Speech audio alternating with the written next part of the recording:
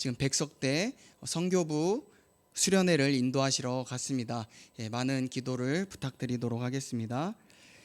네, 계속해서 야고보 말씀을 나누겠는데요. 우리가 인생을 살다 보면 누구나 크고 작은 고난을 당하기 마련입니다. 지금 당장은 편안하고 고난이 없다 하더라도 사람은 언젠가는 또 고난이 찾아오기 마련이죠. 그러니 이 말씀은 지금 고난이 없다 하더라도 우리 모두에게 하시는 말씀이라고 알고 우리가 들으시면 좋을 것 같습니다. 우리에게 고난이 올 때 신자는 어떻게 해야 하는가? 예수님의 형제였던 야고보는 기도할 것이요 이렇게 말을 합니다. 야고보는 기도를 굉장히 강조했던 사람이죠. 그도 기도에 진심이었던 사람이었습니다. 그의 별명이 낙타무릎이란 별명을 갖고 있었습니다. 늘 무릎 꿇고 기도하다 보니 낙타무릎처럼 굳은 살이 배겨서 그런 별명을 갖게 된 것이지요. 그의 별명에 걸맞게 야고보서 1장이 기도로 시작하여서 이 끝나는 5장도 기도로 끝나가고 있습니다. 야고보가 우리에게 고난이 닥쳐올 때 기도하라는 말은 굉장히 뻔한 대답처럼 들리기도 합니다. 그리고 고난이 올 때 기도하라는 말은 사람들은 별로 좋아하지 않습니다. 제가 예전에 목회학 상담 수업을 받을 때 한 설문조사 통계를 본 적이 있습니다. 성도들이 가장 싫어하는 상담가가 누군지 아십니까? 1위가 목회자였습니다. 왜냐하면 목회자들은 매번 위로도 안 해주고 공감도 안 해주고 뭐만 하면 기도만 하라고 하니까 이렇게 나는 목회자들과 상담하기 싫어요, 이런 성도들이 꽤 많다는 걸 알았습니다. 그럼에도 불구하고 상담에 능한 목사님들도 많으시죠. 우리 송우롱 목사님께서도 상담에 능한 줄로도 아실 거라 믿습니다.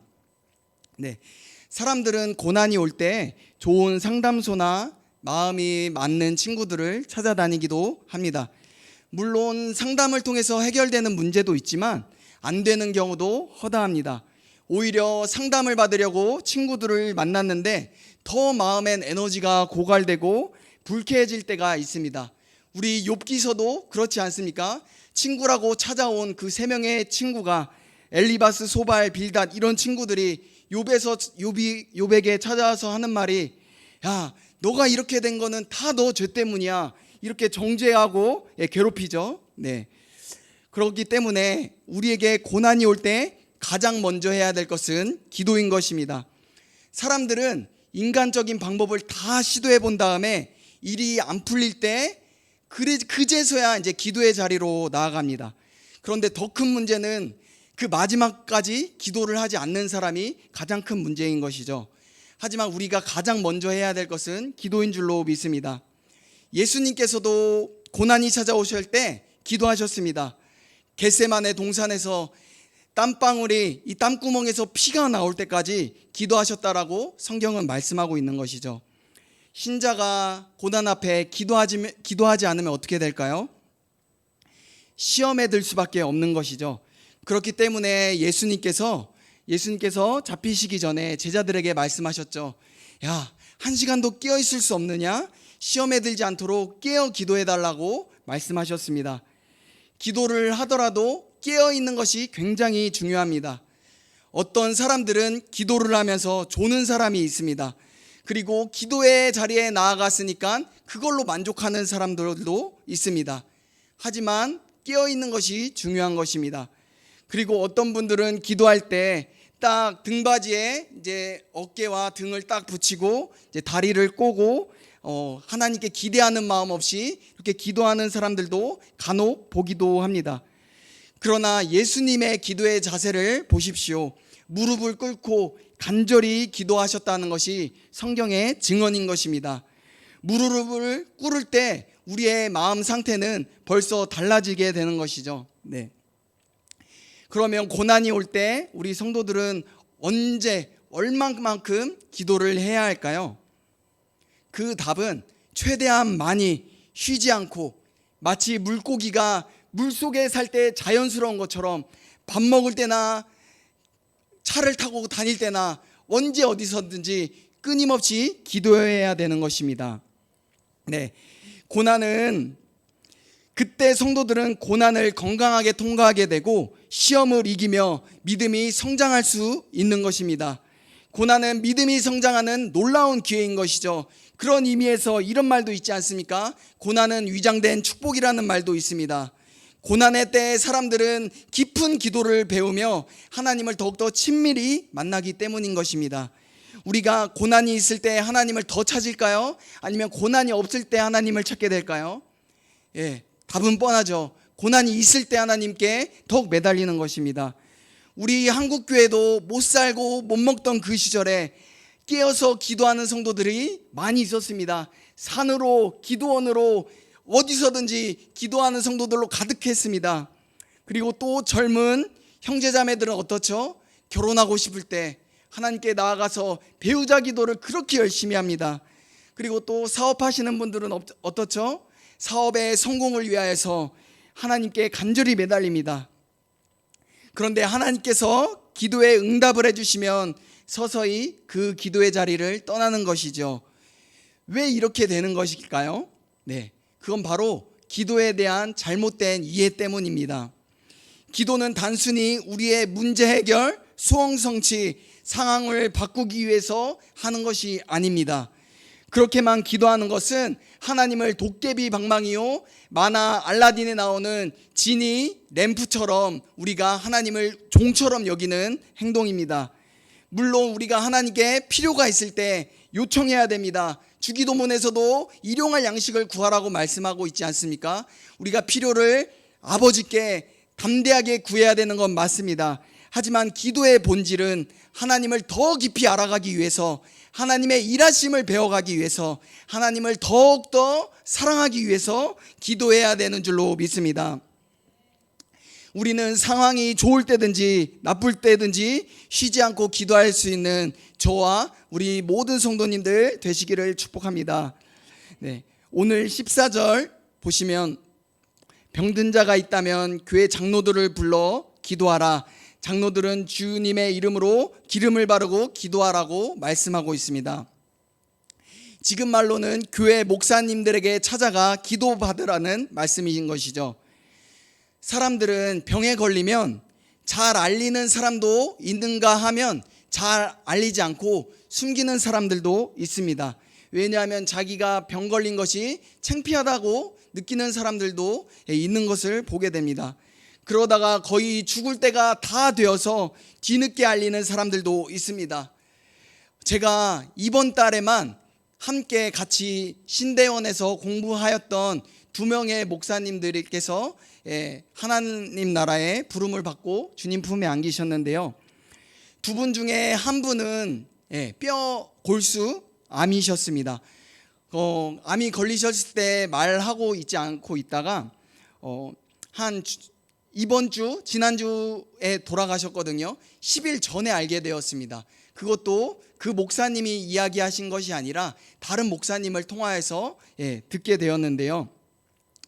만약에 그 목사님께서 좀 더 일찍 알리셨더라면 함께 공부했던 40명, 50명 되는 목사님들과 전도사님들이 함께 믿음으로 기도해 줬다라면 얼마나 좋았을까 생각해 보게 되는 그런 아쉬움이 남아 있는 것이죠.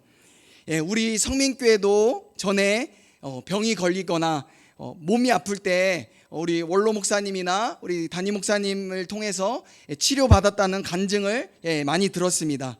이처럼 믿음의 기도는 반드시 응답되는 줄로 믿으시길 축복합니다. 그런데 오늘 본문은요, 믿음으로 기도할 때 병이 낫는 것뿐만 아니라 죄도 용서함 받는다라고 말씀하고 있습니다. 병의 원인은 전부는 아니지만 죄와 연결될 때가 아주 많이 있습니다. 병이 인류에게 찾아온 것은 아담과 하와의 불순종으로 시작되었죠. 때문에 많은 병이 걸리는 이유는 죄 때문에 생길 때도 있는 것입니다. 성경에 좋은 우정을 갖고 있는 친구가 있었습니다. 그 친구들이 지붕을 뚫고 중풍병자 한 명을 아래로 내려보내죠. 그래서 예수님께서 치유해 주시고 하셨던 말씀은 너의 죄가 용서함 받았다라고 말씀하셨습니다. 이 말씀으로 모아 우리가 추측할 수 있는 것은 이 중풍이란 이 병은 이 사람에게는 죄 때문에 찾아온 것이구나 우리는 추측해 볼 수 있는 것이죠. 또 어느 구절에는 안진뱅이를 예수님께서 치료해 주실 때가 있었습니다. 그때도 동일하게 내 죄가 용서함 받았다라고 말씀하십니다. 이것을 보아 또 어떤 것을 추측할 수 있죠? 이 안진뱅이의 이 병은 죄 때문에 왔구나 우리는 알 수 있는 것이죠. 네, 우리 안에 질병으로 괴로울 때 살펴봐야 하는 것은 다 그런 것은 아니지만 우리 안에 숨은 죄는 없는가? 죄 때문에 나의 질병이 오지 않았나? 돌아보고 회개하고 돌이키는 자세도 필요하다라고 말씀하고 있는 것입니다. 덮어놓고 병원만 가면 안 되는 것이죠. 네. 또 잘못된 습관으로 인해서 병이 찾아올 때도 있습니다. 담배를 많이 피는 사람들은 어떻게 되죠? 네. 혈관이 막히고 폐암에 걸릴 확률이 15배에서 80배나 높아진다고 합니다. 또 잠도 안 자고 돈을 버는 사람들은 어떻죠? 심장마비, 고혈압, 뇌졸중, 종합 질병 세트가 찾아올 확률이 높아지게 되는 것이죠. 또 정크푸드나 소세지를 좋아하는 사람은 어떻죠? 네, 비만과 암에 걸릴 확률이 높아지는 것입니다. 그런 사람들은 잘못된 습관들을 끊어내고 운동이 필요하면 운동도 해야지 건강한 육체를 가질 수 있는 것이죠. 또 오늘 16절에 의인의 간절히 비는 기도는 역사하는 힘이 큼이니라고 말씀하고 있습니다. 사랑하는 성도님들, 누가 의인일까요? 목사님들만 의인일까요? 아니면 사모님, 장로님, 우리 직분자들만 의인일까요? 네, 성경은 그렇게 말하고 있지 않죠. 예수 그리스도의 죽으심과 부활하심 그리고 다시 오심을 믿는 모든 사람들이 의인인 것입니다. 그렇기 때문에 여기에 계신 모든 성도님들의 기도는 놀라운 능력이 있는 줄로 믿으시길 바랍니다. 그리고 야고보는 역사하는 힘이 컸던 엘리야를 등장시킵니다. 그가 기도하자 3년 반 동안 비가 내리지 않았습니다. 또 그가 기도하자 바로 비가 내리기 시작했습니다. 한국에 아마 3년 반 동안 비가 내리지 않았다라고 상상해 보십시오. 끔찍하죠? 네, 농산물 가격도 엄청 높아지고 농작물이 다 죽고 가축들도 키울 수 없는 상태가 되어오는 것이죠. 국가적 재난인 것입니다. 그런데 그가 기도하자 바로 비가 내렸던 것입니다. 그는 어떻게 그런 기도의 능력이 그에겐 있을 수 있었을까요? 성경은 그가 그다지 특별한 사람이라고 말씀하고 있지 않습니다. 왜냐하면 성경은 사람을 높이는 책이 아니기 때문이죠. 우리처럼 소변, 대변 다 넣고 배고플 때 밥 먹는 그냥 성정이 같은 사람이었을 뿐이라고 말씀하고 있습니다. 그는 큰 기적도 많이 행하였지만 이세벨의 살인 협박 앞에서 벌벌 떨며 나약한 모습도 우리에게 보여주었던 나약한 인물이기도 하였습니다. 그럼에도 그의 기도에 능력이 있었던 것은 엘리야는 기도하는 사람이자 기도가 이루어질 때까지 끈질긴 기도의 꾼이었기 때문에 가능했는 줄로 믿으시길 바랍니다. 능력은 다른 데서 나오지 않습니다. 오직 기도로부터 나오게 되는 것입니다. 신약의 한 아이가 귀신이 들려서 그의 아버지가 제자들에게 찾아오는 구절을 잘 알고 계실 것입니다. 제자들을 찾아오죠. 그 아버지가 고쳐달라고. 그런데 제자들은 기도하였지만 떠나가지 않았습니다. 그런데 예수님을 보자마자 그 귀신은 경기를 일으키고 바로 떠나가게 되는 것이죠. 그러자 제자들이 예수님 이게 어찌 되립니까? 왜 우리는 쫓아내지 못하였습니까? 말했을 때 예수님이 말씀하시죠. 기도 외에는 다른 이유가 나타날 수 없다라고 말씀하시는 것입니다. 이 말씀은 쉬지 않고 기도하는 것밖에 대안이 없다라고 말씀하시는 것입니다. 지금의 저와 여러분과 한국교회의 위기는 기도를 하지 않아서가 위기가 아닌 것입니다. 기도는 하긴 하지만 간절함 없이 쉬엄쉬엄 하는 것에 위기가 있는 것이며 쉬지 않고 기도하는 능력 있는 기도꾼들이 점점 사라져가는 데 있는 것입니다. 우리와 성정이 같았던 엘리야의 쉬지 않는 기도는 3년 반 동안이나 내리지 않던 비를 내리게 하였습니다. 한 나라의 운명을 바꿔놓은 것입니다. 우리 대한민국의 현 시점 가장 큰 문제는 무엇일까요? 뭐니 해도 북핵 문제와 남북의 통일의 문제일 것입니다. 그냥 정치적 통일은 안 되죠. 정치적으로 통일돼도 맨날 싸울 게 눈에 뻔하지 않습니까? 우리 그렇기 때문에 반드시 복음 통일, 성령께서 주도하시는 그 통일을 위해서 오직 그 통일이어야만 되는 것이죠. 네. 복음 통일은 지금의 시대를 살아가고 있는 우리들의 시대적 소명입니다. 기독교인인데 저는 별로 통일에 관심이 없어요. 이런 태도는 있을 수 없는 것입니다. 왜냐하면 지금 살고 있는 모든 이 남한의 기독교인들은 바로 시대적 소명이 바로 통일이기 때문인 것이죠. 우리 성도님들의 손자, 손녀들, 그리고 우리의 자녀들, 어쩌면 우리 세대에 통일된 세대에 살아갈 확률이 굉장히 높은 시기에 살아가고 있습니다. 그렇기 때문에 우리는 끈질기게 기도해야 되는 것이죠. 우리의 기도는 북한의 김정은을 비롯한 저 북한의 조선의 노동당보다 이 세상에 북한에 있는 가장 강력한 핵보다 우리의 기도가 훨씬 강한 줄로 믿으시길 바랍니다. 종교개혁자 존 녹스가 이런 말을 하였습니다. 기도하는 한 사람이 기도 없는 한민족보다 강하다. 믿으십니까? 기도에는 어마어마한 능력이 있는 줄로 믿으시길 바랍니다.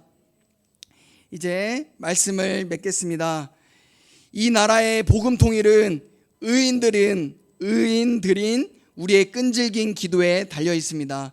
또한 우리 교회 안에 하나님이 원하시는 부흥과 우리 가정의 앞길은 쉬지 않고 기도하는 우리에게 달려 있는 것입니다. 우리 가정의 구원 문제, 우리의 기도에 달려 있는 것이죠. 우리 모두의 기도의 꾼들이 되어 기도할 때 우리 교회는 하나님의 능력으로 채워지며 하나님을 친밀히 하는 부흥으로 가득하며 세계 복음화에 앞장서는 교회가 되며 우리의 개인의 삶에는 얽혀있던 관계의 문제들이 아름답게 풀어지며 가정에서 소홀했던 부부의 관계가 회복되며 우리의 자녀들은 하나님을 경외하며 예수님의 성품으로 자라며 많은 영혼들을 예수님께로 이끄는 믿음의 자녀들이 될 줄로 믿습니다. 또 젊은 형제자매님들은 하나님께서 축복을 더하사 주님의 영광을 위하여서 아름다운 가정을 이루게 되게 될 것입니다. 그렇게 되는 우리 성민교회 모든 성도님들 되시기를 축복합니다. 아멘. 제가 기도하겠습니다. 네,